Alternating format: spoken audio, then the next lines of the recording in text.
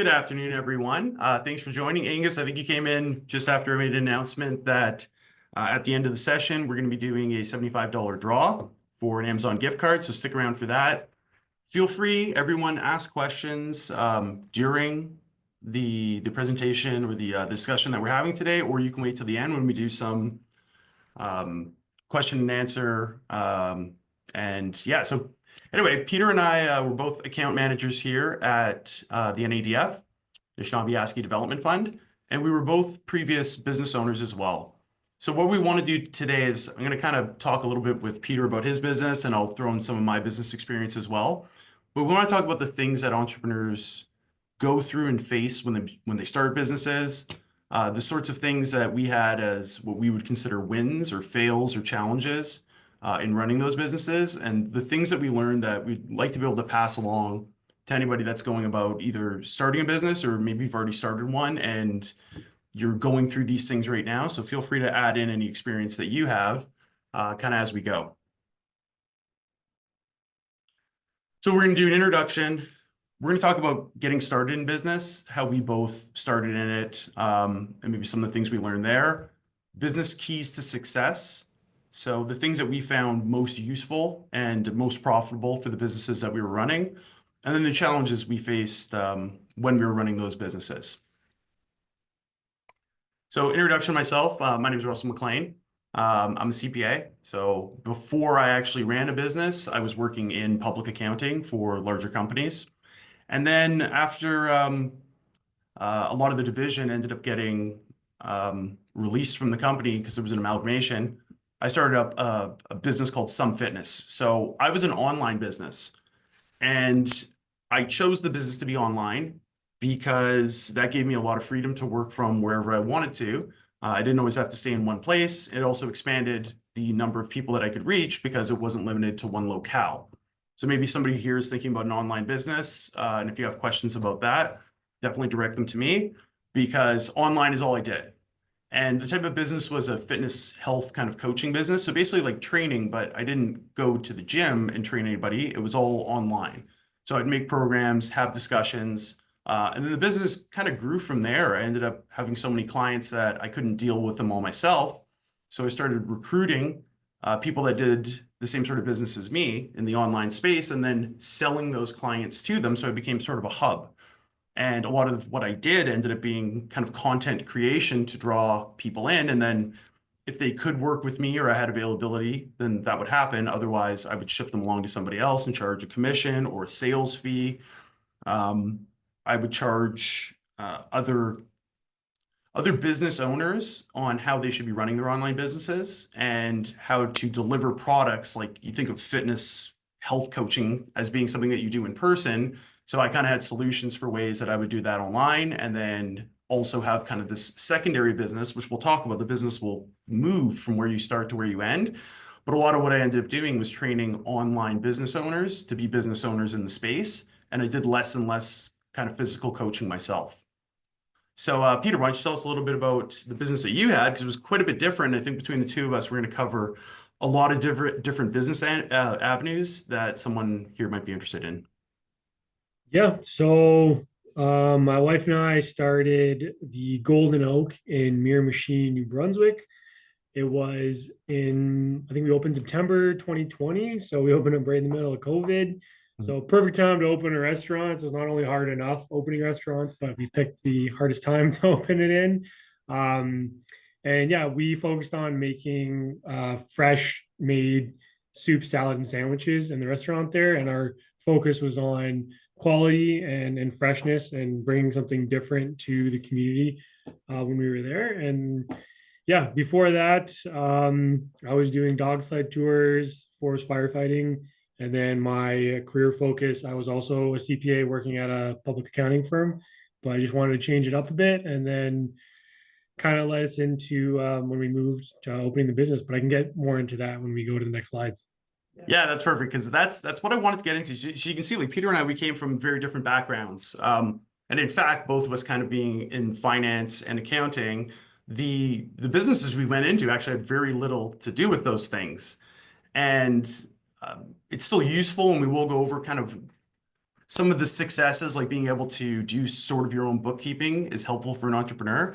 But getting started in the business, fear of failure is a big thing. Um, I kind of got forced into it. Like I said, the division I was in, we got laid off, a whole bunch of us, including all the way up to senior vice president. And so I had the option to keep staying in the space, but it would have been very hard and very scary, I think, to quit a job where you have sustained employment already. It's different when everybody's laid off and you're like, okay, I can either jump back into what I was doing before or go in a completely different direction. So I think the fear of failure was somewhat mitigated there because I didn't have to quit. But I know I definitely had that fear of failure, and I think that's a big thing for most entrepreneurs. And I know, Peter, you had an interesting perspective on, I think, something you read. There was a term for it, the fear of failure thing, or was that for the pricing? Maybe that was for the pricing. I can't remember. Sorry. Yeah, that's okay. But did you have a fear of failure? Kind of, how did you make that leap into starting your own business, going from employment to now being in charge of something? Yeah, so mine was kind of circumstantial as well, like yours, where COVID ended my contract when I was in actually Whistler, BC. We decided to move to New Brunswick.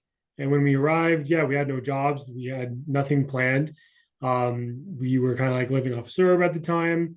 And we were just walking around town and we saw that this venue was for rent. And we just kind of started talking about it, I think for about 3 or 4 days or 2 a week, we were talking about, oh, potentially opening up a restaurant. I was apprehensive about it because I know restaurants are tricky. I worked in them prior. I was a bartender, server, and I just know like margins are kind of slim. There's a lot of work involved with them. So yeah, there was definitely a fear of failure, but I think what kind of motivated us to continue going into it was I knew I had my degree to fall back on. So I felt confident that I could find another job just by simply applying. And my wife's had tons of different contract jobs, so she has different skills as well. So we both kind of got over the fear that your one job or your one career job is not the be all end all. Like people change jobs all the time and not necessarily in line with their degrees. So that was kind of motivating us. We had something to fall back onto, and I did have savings at the times. That was also a big thing. I know people might not be in the same situation, but I think when starting a business, those are key things to look at. That, yeah, there is a possibility that your business will fail. I don't know the particular stats, but it is high. It's like 2/3 of businesses fail within the first 3 years. And there's reasons for that. But my thing was, I have savings that I can fall back onto, say for 2, 3, 4 months if I'm not working. But in that time, I feel like, a month or two, I should be able to get a job by that time. Yeah. No, yeah. So you made, yeah, there's a good point there that hopefully you're going into the business not only with the expectation of success, but if you're determined and you drive hard, things will get difficult. And maybe sometimes it's not great to have like a parachute or an exit option, but it's also not the end of the world. Like you said, the things that you had, the experience you had before you started a business, they are fallbacks. So this isn't a be all end all. For myself, I figured I would take the shot to do it because I wasn't getting any younger. And it's like same sort of thing that if it didn't work out, okay, fine, I can always go back to what I was doing, but that's a much better decision, I think, than saying I'm going to stay in the thing I don't like. Also, autonomy, I know was a really big thing for myself getting started, and that was a big driving factor. So you can have certain types of employment where maybe it's a micromanaging boss or a high stress environment, and you're willing to push through that fear of failure because ultimately you can be in charge. And I think that's a big thing why a lot of people start their kind of entrepreneurial journey is to be able to have something that's theirs. So I put two kind of points under here too, that you don't have to have everything figured out before you start. In fact, you won't, no matter what, no matter how much you think, and you should be planning. If you are looking for things like financing, you'll have to have business plans developed. Even if you're not going for financing, I recommend doing a business plan because it allows you to kind of get your roadmap before you start. But you're not going to figure it all out. And you're going to actually find that once you're in business, there's a bunch of things you didn't even see from the onset. That once you're in it, you can start to see those things. So have some faith and confidence in that. Also, I was told earlier in business that most people overestimate how far along they think they're going to be 1 year in. So they think 1 year in, I'm going to be making six figures. I'll have everything automated. I'm not going to do a lot of work in the business. And usually it's exactly the opposite. You do way more work initially than you think you're going to, and you're probably going to make less money than you think you're going to. For some people, they exit out at that point, but they fail to see that after putting in that amount of effort, especially the initial effort in the first year, that by the time you're 5 years in, you'll probably be way further along than you think. So have this long-term vision, and don't get dissuaded, because you are going to have challenges in your business when you start that you didn't anticipate, because everybody that starts a business, they started because they thought it was going to be really profitable. The fact that probably over half the businesses fail in the first 2 years means that they overestimated where they thought they were going to be, but they're probably underestimating where ultimately they'll end up if they keep working on the business and they take those lessons learned and keep going forward. So that was a little bit about kind of how we got started here. But once we were in businesses of our own, I think we both found certain things were things that we learned or things maybe that we knew going in. So Peter, can you tell me a little bit, when you started your business, how did you go about deciding what kind of business to start? Because you went with kind of whole foods, healthy options. How did that come about? I know you were in New Brunswick in a small town. Yeah, so where we were in New Brunswick, there was only like a lot of burger joints, a lot of deep fried options, fast food. There was only really one other, I would say, like healthy option. And we went there, we tried it out, we ate, and it didn't really have what we were looking for and what we've experienced living in other cities. So we were kind of maybe selfishly bringing to the community what we wanted in a restaurant as well. But yeah, we thought there was only in a town of 50,000, there was only one healthy option to go to. And we were thinking too, for a city that size, like soups and sandwiches are your go-to, it's a lunch spot. And there wasn't really any places like that where you could get that type of meal. So you actually did, you actually went around and looked what was in the community and said, this is something that's missing. Plus, I mean, there's a health food craze. I mean, I was on the other side of it, kind of doing the recommending of where to go and what to eat. But you did go and look and say that this is missing, and the nearest competitor, say, is however many miles away. Yeah, and like this happened later. We didn't know this in the beginning, but like this could come from market research. But a lot of people in the town go away to work, go in Alberta, they work abroad. And when they would come back, they met, or, go to university abroad, they missed those types of restaurants and that type of food that they couldn't get locally. So we just thought it was a big void. There was a big opportunity to make this type of food and have that type of restaurant that no one else was offering. So, Craig, I see a question here, and I'm sorry, I may have missed it. I thought it was going to come up a little bit differently here. So the question from Craig is, would you recommend having a plan B or a contingency plan in place, or should you be all in right away? So I love that question because I'm so torn. Like, I mean, being from a financial math accounting sort of background, everything in there says, oh, be conservative, plan out your exit strategy. But I think the entrepreneurial spirit is something where you just go.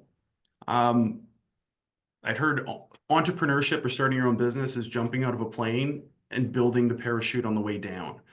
And fine, that sounds a little bit reckless, but it goes back to the previous point that I made, that you don't have to have things figured out all the time. I also think that sometimes not having an exit plan or something else to fall back on might force you to work harder. So if you knew that this was the be all end all, say you have kids, a mortgage, debts you owe, and nothing else to fall back on, that can be a really powerful motivator. I've seen a lot of people like, what's his name? The motivational Tony Robbins. So he did a lot of this stuff. He said he was sitting in his one bedroom or studio apartment somewhere in California, crying that he hadn't done anything. And all he wanted to do was kind of be successful. So at that point, he made a promise to himself he was going to be successful. There was nothing else he was going to do. There was no exit plan. I don't think he even knew exactly what it was going to be, but that was it. And I think that can be really powerful. So like I said, I love the question because I could give you the conservative approach, and sure, if you have something to fall back on, great. but sometimes having nothing to fall back on is more motivating because it means you have to do it. We're going to talk a little bit more about this kind of as we go. But when you're a sole proprietor, entrepreneur, it's all on you. So you have to be motivated to do it because no one else is going to do it for you. Peter, what are your thoughts on that? Contingency plan versus no plan at all for a Yeah, I backup. think it depends on the person, and I think the big thing is what risk level are you okay with? Kind of what situation you're in. I mean, say if you're single, you don't have to worry about other mouths to feed. Or yeah, um, depending on yeah what debts you have or what your contingency plan is. It kind of just depends on the person what you're comfortable with because yeah, you have to think about worst case scenario, the business fails, how much money will I owe? Am I okay with having debts and paying them off over the years? Can I go live with a family member? Can I get another job easily? And yeah, how bad do you want it? Do you want to work for yourself? Like these are questions you got to write down and answer for yourself. Like, do I want to be my own boss, but take on all the risk? I'm the one making all the decisions. So I don't think I can, it has to be on a case by case basis. I couldn't recommend. For me personally, I had a plan B just in case. And like I said, I could either go live with my parents if needed be. I would either get another job or I had some savings I could tap into. Okay, thanks. Yeah, so I think ultimately there's no right answer here. I think Craig likes the. By the way, that is a great book, Unleash the Power Within. I've read that as well, and I think Tony Robbins is a great guy to go to for this sort of stuff, and that's why we wanted to talk about the fear of doing this because everybody has it, and there is a fear. There's a fear just of failing, but also a fear of what do I do afterwards. But I think it's also okay to not have a huge contingency plan. I think that could be a further motivating factor, and a lot of really successful people didn't have there was no plan B. And maybe that's why they were successful. So there's no right answer here, but it's certainly not wrong to say I don't have a backup plan. But I think if you're that type of person, you should be extra motivated as well. And then I think that combination together. So if you had no backup plan, but you were kind of lackadaisic about going into business, maybe that's not a good combination. But if you're really determined, hyper determined, that failure isn't an option for you and you have no backup plan, I think that's a great combination together. Yeah. Okay, thanks for the question there, Craig. Yeah, keep them coming. So, maybe, yeah. So having a plan B might thwart efforts as an entrepreneur. I agree with that. I think that's very possible, and I think that motivated people, determined people that don't take no for an answer might do better in that situation. And I'm completely for it. I'm completely for that. Let's talk a little bit about scaling your business. Sorry, Angus here. I got when I started my business. Okay, so Angus, you already own a business or had a business. I had no savings. Sorry, I won't read it if anything's personal here. Can everybody see the webinar chat? I think it's, yeah. Okay. Angus, are you okay if I actually read this here, or is this, I don't know if this is a private. Yeah, go ahead. Okay. So Angus here, and this is what I like. This is what I wanted. Everybody has some sort of story about how they started or how they're about to start. So if you don't have that story yet, you will. So Angus says, when I started my business, I had no savings, but I was on EI, 2 children and rent. Family to take care of. I started off with basic climbing gear, sold my car to buy a laptop to start working on a business. I love that you sold your car for the laptop. I love that. Started working on business plans, advertising. First year made 20K, had no choice to continue on. And that's it. So you probably didn't start your business thinking you're going to make 20,000 the first year. Maybe you thought it was going to be 50, 60, 100. But you get the processes down. You get over that fear hump that you had to do to enter. You start making connections, you start having word of mouth advertising, you start to hone your skills, improve your efficiencies. And I do like that you don't have it all figured out. You just know you really want to do it. So maybe that's the most important thing there. And I appreciate that story. So yeah, so we're going to talk about scaling your business because this is another thing. A lot of people, like, we'll have clients that come to us and they want $100,000 loan to buy inventory. And they haven't even tested the product yet. They haven't had a proof of concept yet. And you can start businesses oftentimes on a small scale. You can almost beta test them before you commit to $100,000 loan that now if you can't pay back, your assets are being repossessed and you're bankrupt. So sometimes it takes that. Sometimes there's an investment that you have to make. There's no cheap way to do it. And it's one of those things too, where you jump in with both feet and and let your passion carry you through. But oftentimes businesses can start smaller to test the viability of the business model and the product that you're selling or the service you're offering, and then build into it. So for someone that says, I need 100,000 in inventory, what if you started with 1,000 in inventory?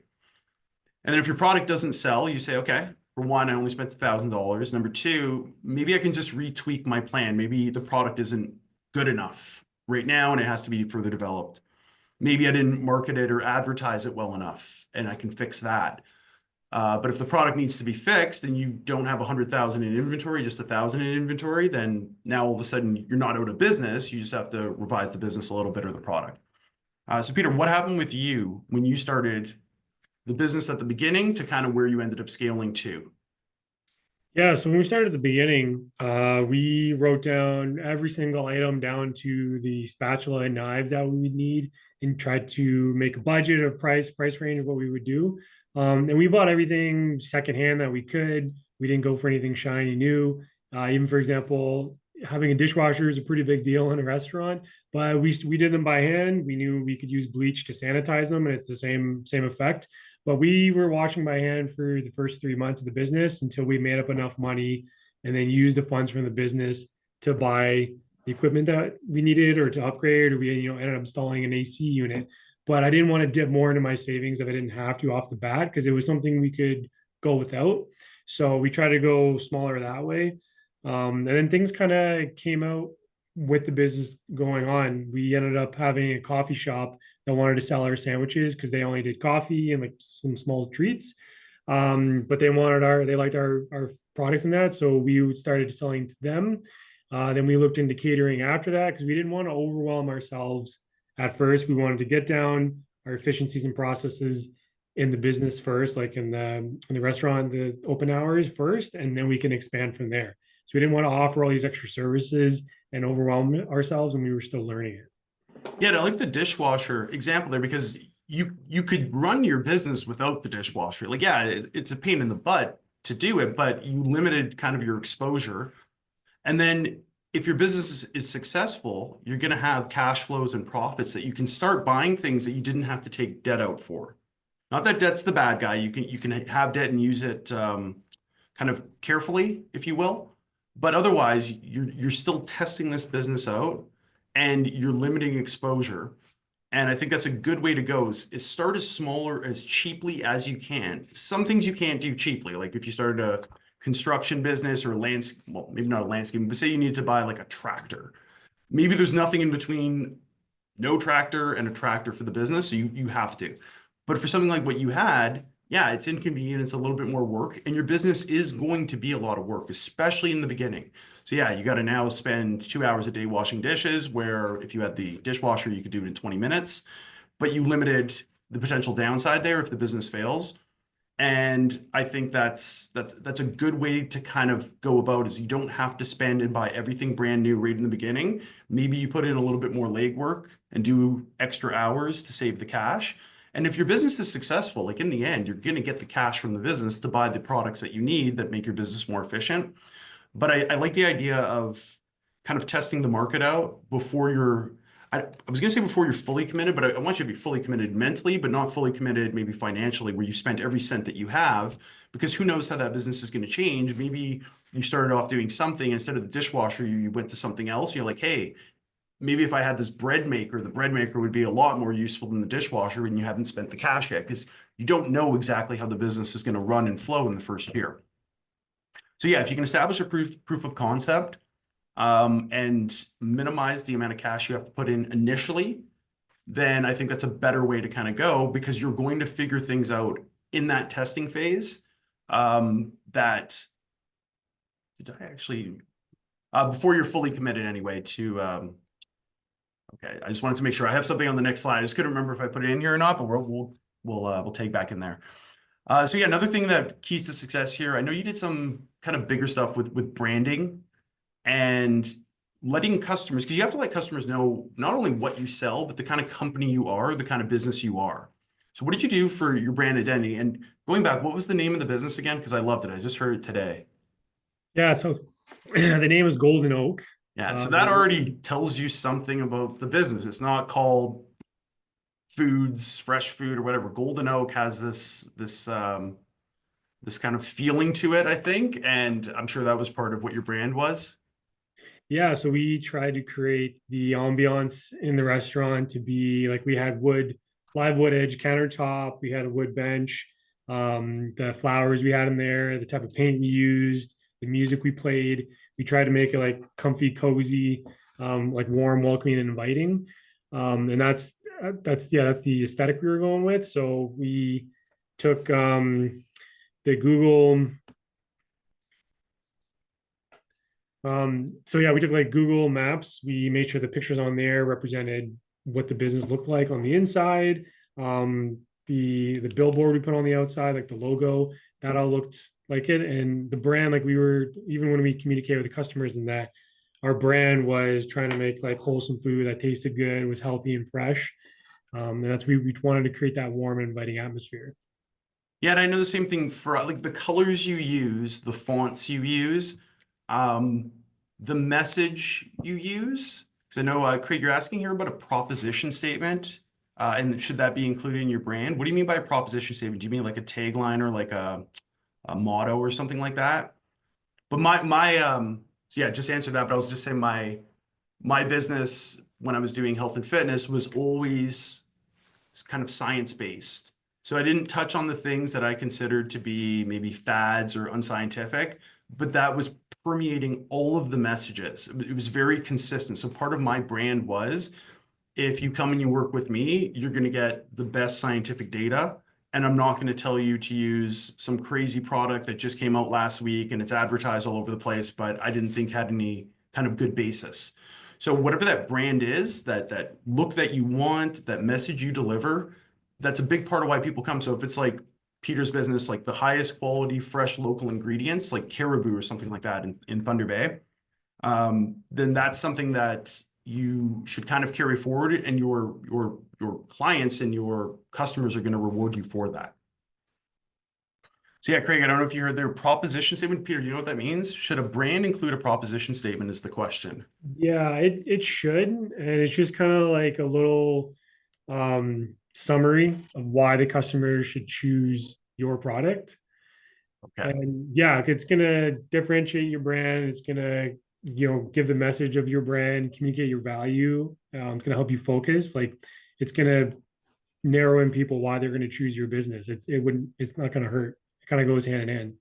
Sure. And I guess talking a little bit, because you mentioned firstly something about Google Maps. And I think when we go and we do these kind of events or conferences where we're teaching people about marketing plans and getting their business out there, one of the best things that you can do, depending on your locale, is to make a free business. You can add a business on Google Maps.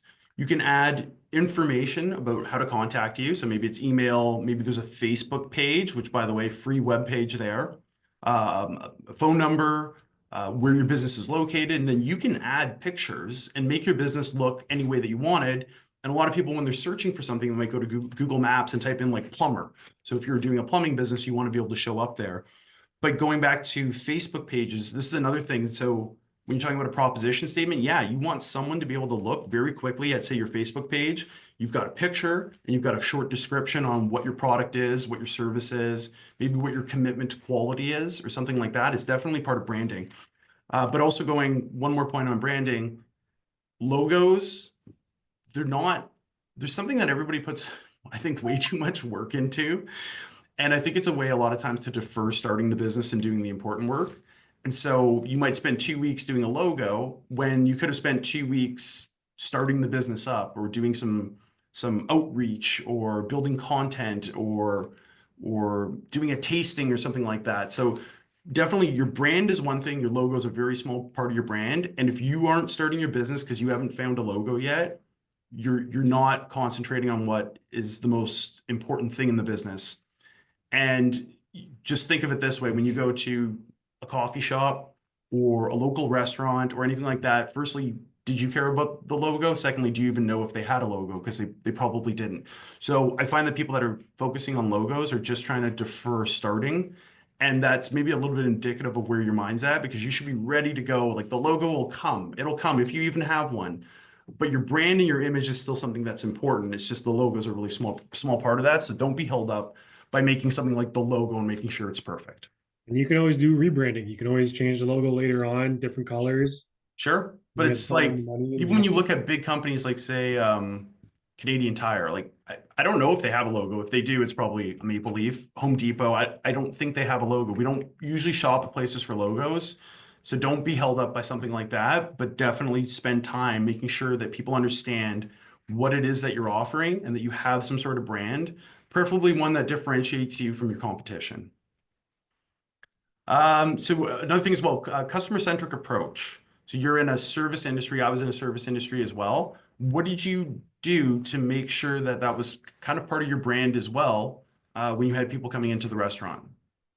yeah, so obviously customers pay the bills, right? Those are the ones buying your product.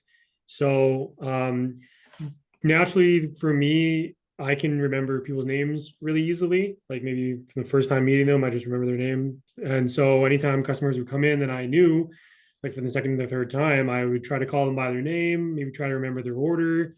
And I think that feels people like they belong to something, they're welcome, they know I'm listening to them, they feel special. And yeah, we try to focus on the customer as much as we could. I remember one instance just popped in my head. Gentleman just bought his lunch, and he walked out the door and he dropped his soup during the middle of winter, dropped his soup right outside of our door. So we gave him another one for free.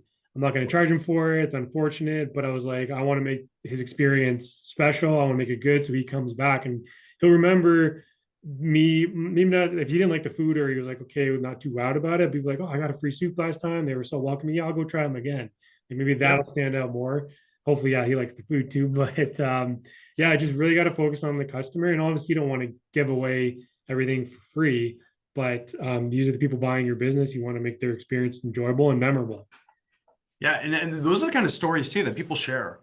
They're like, hey, I went to the new place. By the way, I dropped a soup. They gave me a free one. In a small town, that's really, really powerful. Even though in a larger town, people like that. Um, they don't want to feel that they're mistreated. And in fact, they want to be treated special. And that's something that people remember. I have someone I was working with before on developing a business plan, but she was going to do a cleaning business. And to kind of encourage, so if you are going to do the Google Maps thing, to rank high on Google Maps for your business, you want to have reviews and you want them to be positive reviews. So if it says like 55-star reviews, when somebody types in your type of business, you're going to show up higher. So what her plan is to get people, because you want to encourage people to leave reviews, but you don't want to be explicit about it. So she had a little gift bag that had like a few Hershey kisses or something like that. So when she would clean the house, she would leave the bag, had a little ribbon on it, and it would say, "Thank you so much for your service. Feel free to leave a Google review," something like that, or feel free to leave a review. It wasn't like give me a positive review. It wasn't I'll give you a Tim's card if you give me a 5-star review. People remember that. It's a small thing that, oh, you cleaned the house and you left a little kind of gift package. So I think all those things are kind of part of a customer-centric approach, and customers are going to remember you and reward you for making them feel special. So next I touched, actually, so we have one more, that basically ends it, by the way, for some of the things that Peter and myself found important in running the business, kind of our keys to success. Now I want to talk about some of the challenges.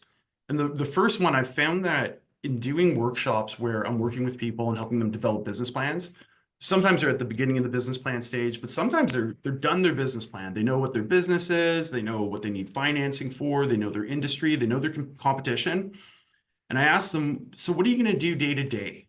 What does your Monday to Friday look like? Or your Monday to Sunday look like, depending on like how long you're working?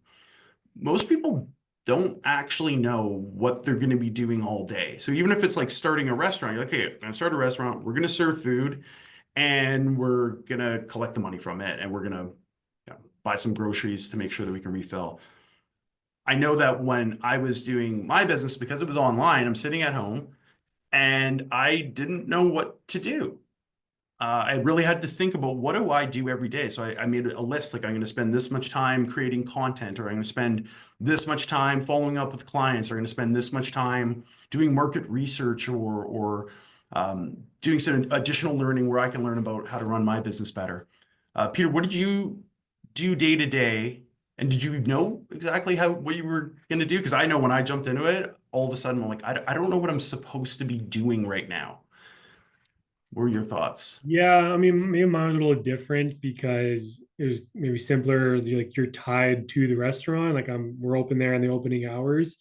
I definitely didn't answer this question before I did it. It kind of just organically happened in our business. Like we try to like efficiencies is our big thing. So we try to make anytime we're at the business is we're doing work like we're doing prep for the next day, or you're doing prep before you're closing. So when we close, you could just sweep the floors and go. You're not spending an hour after close hours chopping up ingredients when you could have done it during work hours when it was slower. So that definitely could have helped us doing it before, but it kind of just came organically because none of us ran a restaurant before. We've worked in them, but we never ran one, so we didn't really know what the day to day would go. Um, yeah, Yeah, and that's fair enough.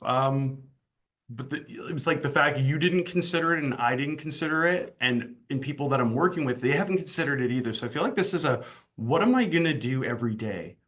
Say you had a business where you built websites.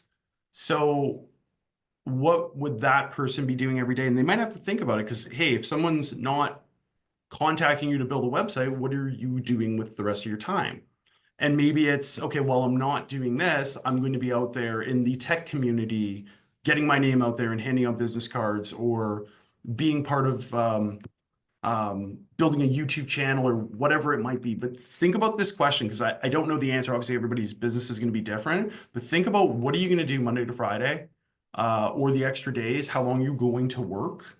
And when you're not working, if you're building your business, what are you going to be doing in that effort? So if it's a marketing effort or something like that. But I put down next here, hopefully someone's heard, if anybody's read anything on business books, you're going to hear something called the Pareto principle.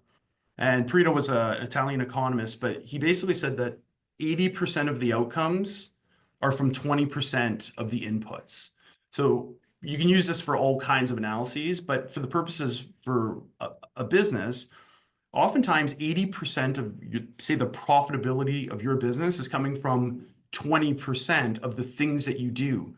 And I think as a business owner, you want to be constantly evaluating and saying, what is the best way for me to spend my time? Maybe the best way to spend the time is if it was my business, what I found, again, I had an online business. I found the best thing that I could do with my time usually was building content. And so my content would be tips and tricks for training, for healthy eating. And when those things are being posted, then all of a sudden clients are contacting me for services. And that was more useful than anything. I had already the system down for what I did with clients, but I wasn't doing enough content creation. So yeah, I'd get clients trickling in. And I'm like, okay, I could keep working on what I do with clients, but that was already maximized.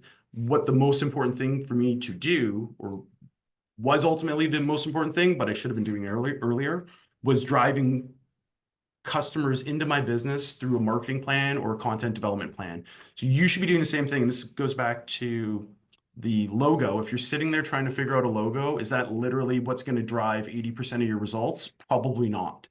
And so this is one of these things that whether it's every day or every week or every month, you say, what should I be doing right now?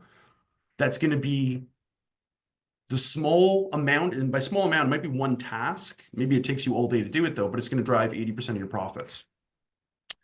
So, Peter, you had said when we were speaking previously, I think you had like a large menu. This really plays into the Pareto principle, but some things sell a lot better than others. yeah. We from one sandwich was I don't know the exact figure, but it was probably 60 to 70% of our profit of our sales was this one sandwich.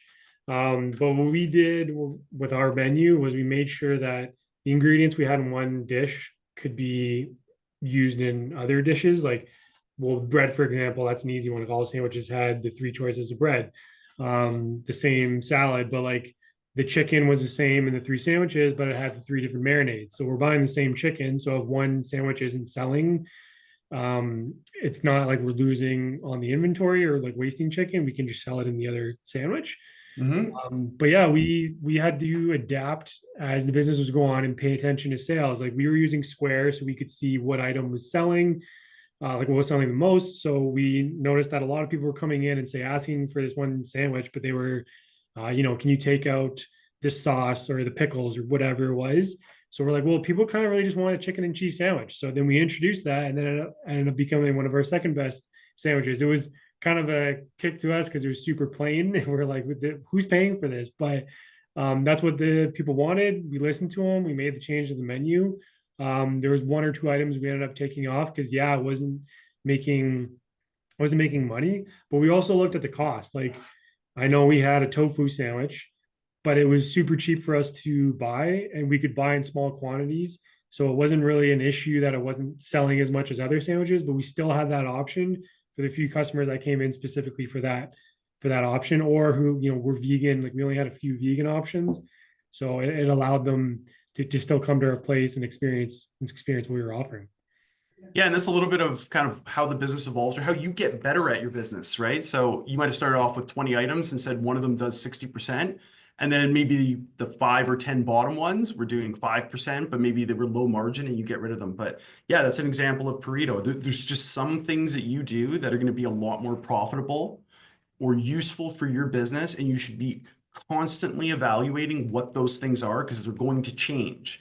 And if you ever notice yourself spending a lot of time, because there might be things you don't want to do, but that's part of running a business. So you do the easy things, but you know they're not adding to profitability, you know they're not making things easier or whatever it is. Pareto principle, think about that all the time. What should I be doing right now that's going to drive my business to be the most profitable, make the most sales, make me the happiest, whatever it might be, make the customer the happiness or the happiest. Okay, marketing. So getting the word out. Did you do a lot of marketing, or did you find that you were lacking in marketing anywhere? Sometimes it's hard to quantify that. Like we didn't look at marketing spending per against customers coming in, but we just obviously like anyone utilized social media. So yeah, the Google Maps for sure. Try to get reviews, and then Facebook, Instagram. We weren't on TikTok, but I mean we're kind of a restaurant. I don't know, like you can use that as well, but we're like obviously use what's for free. And then we joined chambers of commerce, so that's something to look into in your city or town that might have one. I think it was cheap, like $100 for the year, and there's a few perks we got. I didn't feel it was super beneficial, but it depends where you are and how well it is. But it kind of got me into a network and to see what other businesses are available. I can maybe use that to do like catering for businesses that aren't necessarily like in the restaurant business, but I can maybe use that as a network. And I think they gave us a free radio ad to use for that. And I know later on there was a digital billboard that we took advantage of. Again, I think it was either something free because it was new or it was cheap to do a free ad. The only thing I think maybe we could have done or I thought about I wanted to do, but it was a cost thing, was printing flyers and physically put them in people's mailboxes because again, you got to pay attention to demographic. The average population in 𝗪𝗻𝘁 was older. And I'm not saying old people don't go on social media, but a lot of them didn't have Instagram or Facebook. And it was, we were open for a year. People were coming in and they're like, oh, I never knew this place existed. It was a very car focused town. So they're driving. If there's no parking, like we had customers, regular customers, that if there's no parking in front of our business, they wouldn't come. They would go to some place that was easier to park and they could walk 2 feet to. So yeah, marketing, we definitely could have put, I think, more into it because there were people that weren't aware of who we were. But again, look at the cost. Yeah, and like you said, look at your clientele, right? So you're right. A lot of times, and I think a lot of the things that you mentioned in general, marketing is can be and maybe oftentimes is not expensive, right? So if it's Facebook posts and content posts, if it's radio spots, which can be cheap, or something that you're getting through, you said the Chamber of Commerce, even just putting a sign up or flyers around, these things don't have to be expensive. The Google Maps one is my favorite. If I go to a new town, I like to buy like antiques. So I'll go to Google Maps and I'll type in antique shops. If you don't show up there, I'm probably not going to go to your business. But if you do, it's free. And a lot of people do that. So depending where you are, these are things that you can utilize that are cheap, but also knowing that certain things aren't going to work for certain types of clientele. So if it's an older clientele, yeah, maybe they're not doing the Google Maps thing, and you have to have a different approach for that. Maybe it's advertising at, I don't know, a bingo hall or a Legion or something like that. But yeah, you're not going to be able to reach everybody with every medium. So figure out who that target is. But generally, most marketing campaigns are not expensive. When people think of marketing, they're like, oh, I got to buy ads on Facebook and they're going to cost $10 a click, or I got to do a Google ad. Almost never not. And if you're ever at the point where you're doing those things, then hopefully you're already a really successful business, just trying to expand maybe your Google search or something like that. And just thinking about that too, when you look at people that are charging a lot of money for websites, if you have them, they'll always add, oh, we do SEO, so search engine optimization. Most people probably aren't finding your business that way.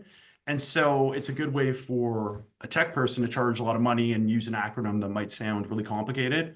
But most of the time, you're getting to a business because you saw it on Google Maps, you heard about it, you saw a pan flipper flyer somewhere, or someone told you about it. So yeah, think of And those things. These things don't have to be complicated, but you do have to be able to get the word out in some way.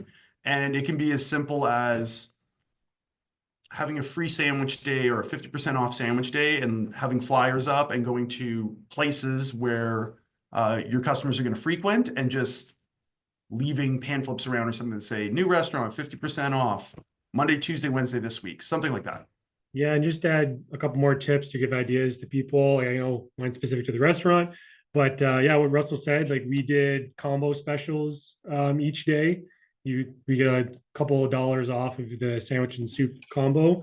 Another one we did was we held a like a craft fair. So we had it outside in the fall, and we had anyone who wanted to sell crafts, because a lot of our customers, once we got to know them, we found out, oh, they made trinkets or knitted this or whatever. So, or painted. So we had like arts and crafts. So it was marketing in the sense that like we're promoting our business, like this is Golden Oak, but trying to bring in new clientele, because these people that were selling their goods, they have their fans or people who know about them. So they're going to come spread the word like, well, hey, my favorite crafter is at Golden Oak. Like, what's Golden Oak? Well, it's an easy way to get your word out there, who you are. Another one, we first started in the summer, we didn't get to put seating outside, but we had to put picnic tables, and we had bright yellow umbrellas. So people driving by, you might see Golden Oak, you're like, okay, what's that? But when you see the picnic tables and umbrellas, you're like, oh, it's probably someplace you can eat at, right? That was another place we were advertising what we were. And lastly, we made friends just by having chance. Like we're in a new place. We always went to coffee shops. So we made friends with the owners there. We got coffee regularly. We promoted their business. We gave them reviews, and not just, you're doing something to get it in return. Like we actually did like these places. Like we generally gave them good reviews in that. But then once we started, they would tag us and, hey, Golden Oak's open, or got this sandwich today, and we became friends with them. So it was an easy way to get free advertising on their already established Instagram pages.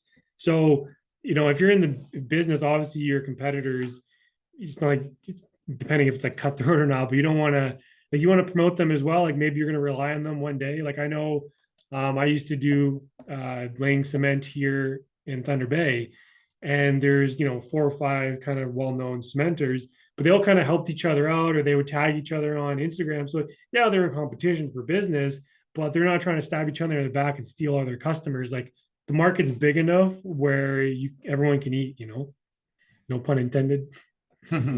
Yeah, so these are relationships too that you'll start to build as you go. And sometimes you can do cross promotional things, and it might not be a direct competitor. So if it's a coffee shop that's only doing coffee and you're not selling coffee, but you're doing something that's complementary to coffee, you can see why cross promoting is a good thing. You're basically taking your clientele and adding their client base. And now your client base is the addition of the two, because people that drink coffee probably also eat sandwiches and vice versa too. So yeah, and those are things that you'll kind of see and you'll learn and you'll make business connections that you might find it's profitable to do some cross promotional things that you learn when you're in the business.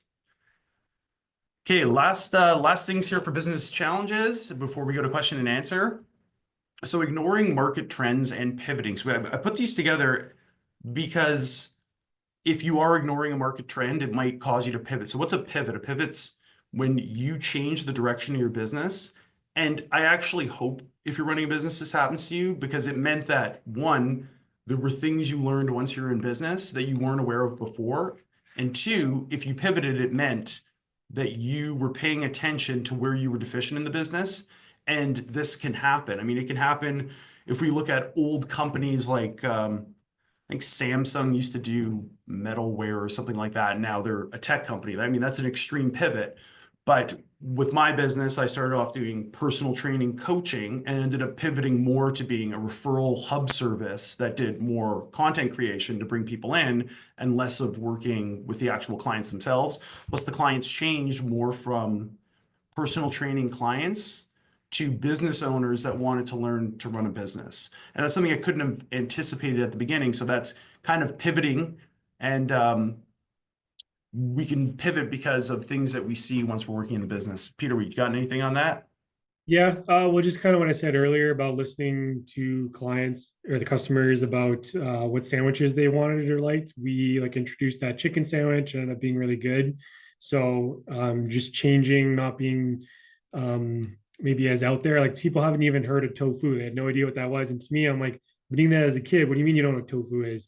But another one I had mentioned to Russell was there was a bar that opened up a food truck down the street from us, and they sell deep fried, so like chicken wings, french fries, burgers, kind of deep fried greasy stuff. We didn't want to, that wasn't our brand, we didn't want to get into that, but we noticed that a lot of our customers were going to that places, when they used to come to us every day, they're going to them as well. So maybe that's something we could have paid attention to and introduced maybe an unhealthy option, or something that wasn't in line with soup and sandwiches to try to like pivot into maybe something that was more unhealthy that people wanted, and we could have maybe got more customers that way. Yeah, and this goes back to one of the things I had said before is that you don't have to have it all figured out on the way, and it's almost impossible to figure everything out on the way because there's certain horizons you only see once you're working in business, and that's your full-time thing that you do. There's business relationships that you're going to develop that you couldn't have anticipated at the beginning, and those things leverage over time, which is part of why you're going to be further along in 5 years than you expected is because you're going to be able to take things that you can't anticipate at the beginning. And this is another reason to get in and take that leap, that you're not going to have it all figured out, but you're going to learn a lot. And there's so many things that are going to be or help make you successful later on that you don't know are there yet. Um, Yeah, Craig, that's true. Understanding the yeah, market, you're not selling tofu on the res versus selling Indian tacos and Bannock burgers. that's Yeah, the true. town we were in was, to be honest, they were considered for Canada's biggest loser. They're the second fattest city in Canada. I think the other one was in BC. But yeah, the town, there was a need for this healthy food, but the town was still, they wanted the greasy burgers and that, give them what they want, right? So maybe if we would have stayed, I think we only had our business for about 2 years. If we would have stayed in 𝗪𝗫, we ended up moving. Maybe we would have pivoted to more unhealthy options along with our like best selling sandwiches and just try to get the people what they want. They want the greasy food, and okay, then here it is. Yeah, and that goes back, I think, to the one of the first slides I had in identifying a need. Your business should be identifying a need, and in this case, there may not have been a need or even a want in a town that eats old-fashioned greasy food, and you're selling tofu. So that's a good point, though. It's you might have said, well, the town's not particularly healthy because of a lack of good food, but it didn't mean that they still wanted to have the good food.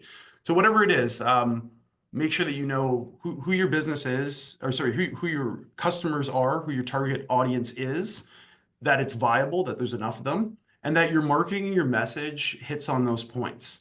So if it was older clientele, then you're going to use a certain type of marketing, certain words, certain pictures, certain colors that are going to resonate with that audience.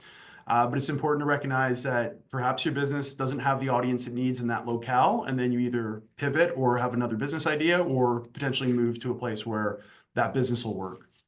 Okay, the last 2 points here, cash flow and financial management. We had to throw this in here because most businesses that we're working with that are starting off or sole proprietors and there's only one person working in them, they oftentimes don't know how much money they even make.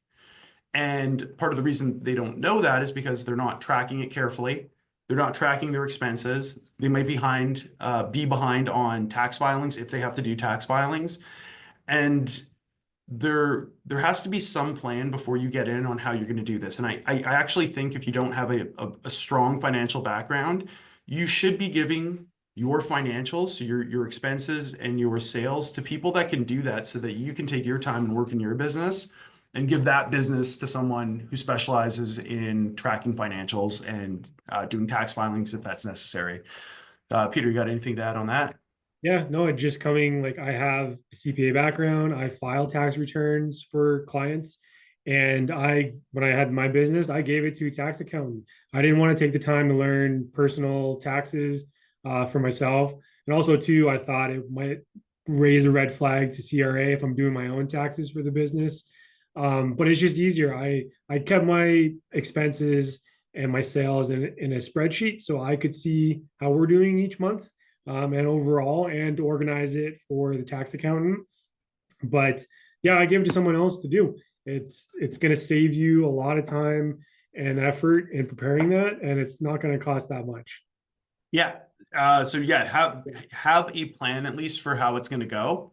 Because you don't want to have just a suitcase full of receipts for all of your expenses and give that to an accountant either, because they're going to charge you whatever they charge, 50, 60, 70, $80 an hour to search through receipts. So that might be something that you do or your partner does or something like that on the weekend where you just kind of take receipts and classify them maybe by month and type of receipts. But this is something there should be a plan for because we're just seeing it being a really common issue where people aren't tracking these, so they don't even know where the leaks in the business potentially are. So maybe they're overspending on utilities or insurance because they didn't realize that was 20% of their costs, and they could have went and found a cheaper insurance provider, or maybe instead of one utility, they used another, or something like that. So have some sort of plan. You don't need to be an accountant. You shouldn't, in fact, probably be doing the accounting, but don't leave it as something where, hey, I'm just going to run my business and just forget about everything financially related. Because part of the reason that you're running business is to earn a reasonable profit. And you only know what that profit is if you're tracking what your financials are. Okay, so very last point here, and then Q&A if there are any. We got I never had a problem sending my accountant so it says here, I never had a problem sending my accountant my shoebox full of receipts. There's no problem. They're just going to charge you to go through the receipts. And if you do like a soft tally, you might cut your costs down. But hopefully you're so busy, your business is doing so extraordinarily well. Even if you had to pay the tax accountant $300, your time might be better spent not doing that, but don't neglect it in totality. And it's still useful as a business owner to understand that the statements that you get back from, say, your accountant, hopefully they give you an income statement and a balance sheet to be able to read those and understand what it's telling you about your business. So it doesn't mean you have to be able to create those statements, but a basic understanding, which you can probably do watching, well, I do some, actually, I think I did one on this last week, or watching a YouTube video for an hour or something like that, that'll tell you what an income statement and a balance sheet are. So yeah, you want to have some basic level of financial understanding without being able to do the taxes. And if you're so busy, at least be keeping those receipts by month and then give them to the accountant. Or if you want to save yourself some extra cash, which you might need to do when you first start up, then you're going to spend a little bit of extra work organizing and trying to classify or keep certain types of expenses together. So it's a little bit easier on the accountant. Okay, so last point here, sole proprietors in focus. So I've alluded to a few times already that when you become a sole proprietor, which is a single business owner, you might have employees, but you own the business. Nothing is going to get done if you don't do it. And you need to be focused on what needs to be done and when, because as opposed to employment, when, as long as you're doing at least a sufficient enough job, your cash flow is coming in. In your business, if you're not doing enough of everything, then you might have nothing coming in. There might be employees that depend on you as well. So understand that even though I think sole proprietorship or business ownership is a great way to go, there's certain types of people that are going to be more successful. So if you're really determined, if you're focused, if you're hardworking, and if you realize that nobody's going to do it for you, you could potentially have $0 in revenue and put in 20 hours of work or 5 hours of work or whatever it might be, but it's all on you. That includes every problem in the business because no one's going to do it for you. Yeah, Sorry, just one more here, liability factor as well. Yeah, so there's Craig. Yeah, Craig, thanks for all the comments there. So liability is a factor as well. You can be sued as a sole proprietor, and depending on I mean, you could be sued for things that you've done wrong and there's liability, but you also have liability for debts that you owe. And if you can't pay those, your personal assets can be seized as well. So you could potentially have a business where if your business fails and you can't pay off all your liabilities, your debts, they could take your house. Okay, so there's a lot there, and that's why I wanted to add this point in as the final point, is that you have to be that person that's going to do everything and anything to get your business going. You don't have to be the best at everything, but being harder working than most people is already enough to be successful. And recognize that you're probably going to work more hours than you would on anything else. But one, it's yours. So you have the autonomy and you're the boss. But it also means everything falls on your shoulders. And that's either a really good thing or a really bad thing. If you're good at problem solving and you're not afraid of hard work, it's a good thing. If you're trying to look for something easy and a problem comes and you don't feel like doing it, it's going to be a really bad thing. Peter, I'll give you a final word on that.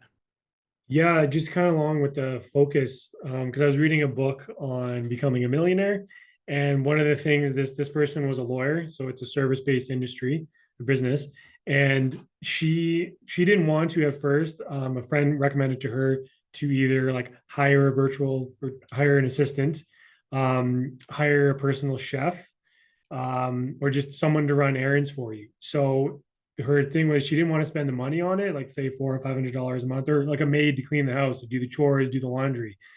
She was totally against it because she didn't want to spend that money. But the way this person, her friend, changed her mindset was, if you're not doing these menial tasks, now you can focus on the business and increase her sales. And that's exactly what she did. She wasn't wasting her time doing these chores. She was focusing on the business, and she was able to increase the sales even more so to pay for an assistant and stuff like that. So it's just, I thought it was very interesting. And I thought even for personally, yeah, like once a month, if I can afford a maid, now it's giving me that free time to focus on a business idea or pick up a second job or whatever you need to do. Sorry, I was muted there for sure. Okay, we are at the end of the discussion we're having here. If there's any questions or answers, we'll give a minute. I see Sashia has a question here. And it is, if starting a business on reserve, do we pay taxes if we make over 120,000 a year or 30,000 per quarter? So I'm going to start off by saying I'm not a tax accountant. And even if you're a tax accountant, some tax accountants don't understand on reserve, off reserve transactions and implications. So I am not 100% sure, and I absolutely recommend that you speak with someone that's professional, but I can give you a little bit of information, but take this kind of with a grain of salt that this is something that you should check with a professional that knows the legalities of this. There's all kinds of different kind of rules for whether something is taxable or not taxable. There's even a potential that you could be off reserve and still be tax exempt if the majority of employees are on reserve, if the majority of work done is on reserve, if the majority of clients are on reserve. Generally speaking, if you are on reserve and your business is mostly on reserve, I think it has to be like 90% or more, and your clients are on reserve, yeah, you're probably tax exempt. But there's a lot of if, ands, or buts. And I would imagine, like I said, if everybody's on reserve, then I'm quite sure that it's okay. But like if you're on reserve and all your clients are off reserve, I'm not 100% sure. And there's a lot to doing that. I also know that if you're a corporation on reserve, you are taxed. So a corporation separates you, an Indigenous person, from your business, and it makes your business a person, but a non-Indigenous person, and they're going to be taxed in a different way. But corporations are a weird legal entity. They become people. They are people. So that's another thing to note. If you're on reserve and you do incorporate, your corporation will pay taxes. So bottom line, check with someone that knows for sure. But there's a high likelihood if you're not incorporated, without knowing all the details of your business, that you could be tax exempt. Okay, any other questions? Oh, this was here. All corporations are double taxed. Yeah, but that's not necessarily always a bad thing. So double taxation, what that's referring to is that your corporations will pay tax, and then you as an owner in the corporation, when you take a dividend, which is how you're going to get paid, that'll be taxed again.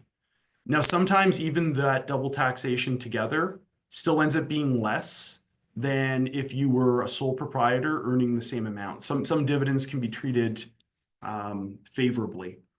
There's also, and again, this is something to speak with a lawyer. If you're ever going to incorporate, definitely get a lawyer to do it because there's a lot that happens in the corporation that can save you a lot of money that they're going to be more familiar with than myself. But you can also have a corporation that you own, but you're also paid a salary. Now, if that's the case, salaries are paid before taxes in corporations. So that's one way to avoid double taxation, but a tax specialist will be able to say, yeah, fine, your corporation's taxed, but it's taxed at a low percentage, and maybe a particular type of dividend is also taxed low. And when you add the two together, it still ends up being lower than if you were an employee. Now, mind you, if you're an employee that lives on reserve, the corporation will be taxed, but you might not be as an employee. Okay? So that's where it's possible that even though you own the corporation, you can still be paid a salary within it and still be tax exempt for that. This is, you can see how potentially complicated this can be. And it's worth it to speak with a professional because they might save you tens of thousands of dollars in tax in 1 year, especially if you're making 120,000 a year. Okay.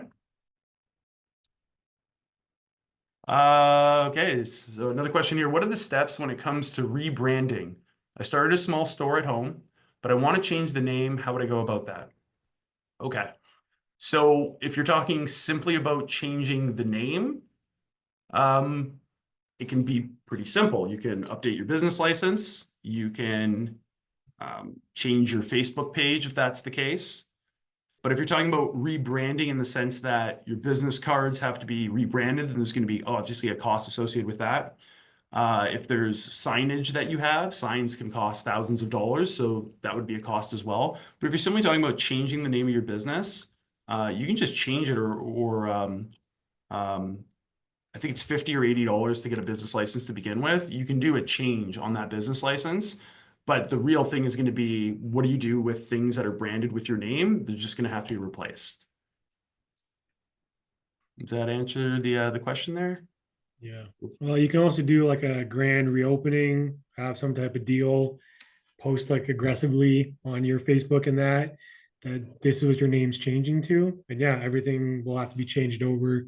All social media is maybe changing the color scheme, but rebranding, like you want to make it, if it's just the name, but like, I mean, I think doing some type of special event or some type of grand opening to make it known. You're muted, Russell. Sorry, thanks. Yeah, Peter was going a different direction than me, and probably maybe more the one that you were talking is that not so much the logistics, but how do I go about it strategically? And I think we would need, and by the way, we're here at NADF as contributors to the community as well. So if you had a general business question, I think we might actually be hiring someone specifically that'll help with things like accounting and business logistics that you can chat with and say, hey, I'm looking at doing this. There's people here that can help here and other organizations where if you were looking at strategically, what should I do to rebrand and kind of come up with a business plan around that? There's a lot of resources available there. So yeah, let me know if that question hasn't been answered and you have a follow-up. Ask as many questions as you like. I'm going to go to this. Okay, Craig here. You can also start as sole proprietor. Oh, and then rebrand when you incorporate. So yeah, it's kind of like, is the rebrand just a changing in the name, or are we talking about an effort to market your business again as something different? And if it's remarket it, there's a million ways you could go about it, and it would just be specific to the type of business that you have. Okay, I'll give 20 more seconds. We'll stay as long as you want to answer questions. We're here to help, and we're here for free. So ask as many as you like. Okay, Shashia here. Yes, logo for sure. Yes. Okay, so it did answer the question. Yeah, logos. So if you're looking for logos now, you can use AI. And you can tell it what you want. You can say, I want a tree with a bonfire and the moon in the background, and it'll start spitting out possible images.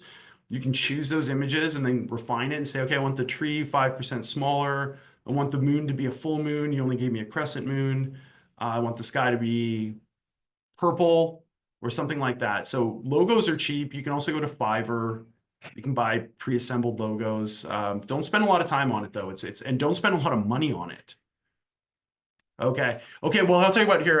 Oh, that was Craig. Craig just left. We'll leave him as part of the, he says he has a meeting to attend. So I'm going to leave him as someone for the draw, which we can do if there's not any more questions. Yeah, you got to do that because you've shared screen.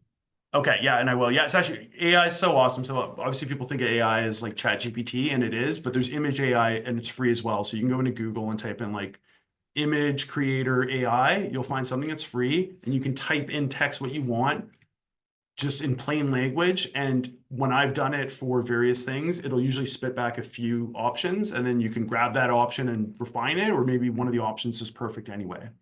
So yeah, logos are not the people that used to charge a lot of money to make logos. They're probably not going to be in business much. They're going to have to pivot their business because AI makes it easy, and it shouldn't be something that you spend a lot of money on.